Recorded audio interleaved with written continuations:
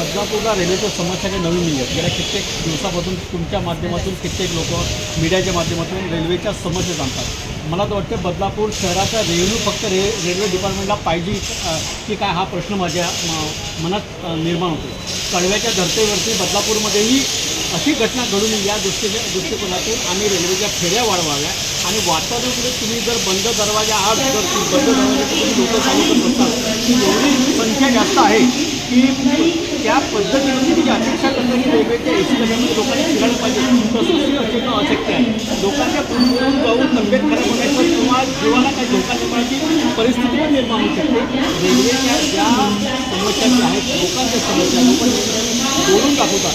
पहिले तर रेल्वेच्या फेऱ्या वाढवा, नंतर 12च्या ऐवजी 15 तुम्ही डबे चालू करा. हे रेल्वेचं आहे. इथं प्लॅटफॉर्मची उंची त्याच्या बाबतीत आहे. रेल्वेच्या अख्ख्या या डिपार्टमेंटमध्ये म्हणजे अख्ख्या प्लॅटफॉर्मवरती रेल्वे स्टेशनवरती महिलांसाठी पुरुषांसाठी प्रसाधन गृह नाही आहे त्याची व्यवस्था केली पाहिजे. हे एवढं जे प्रायव्हेट मला वाटतं मुंबई रेल्वे प्राधिकरणाच्या माध्यमातून इथं बांधकाम सुरू आहे ते अतिशय स्लो पद्धतीने चालू आहे. त्याचा तोटा जो आहे त्याचा लोकांना होतो. इथं अपघात घडण्याची म्हणजे शक्यता जास्त निर्माण होते.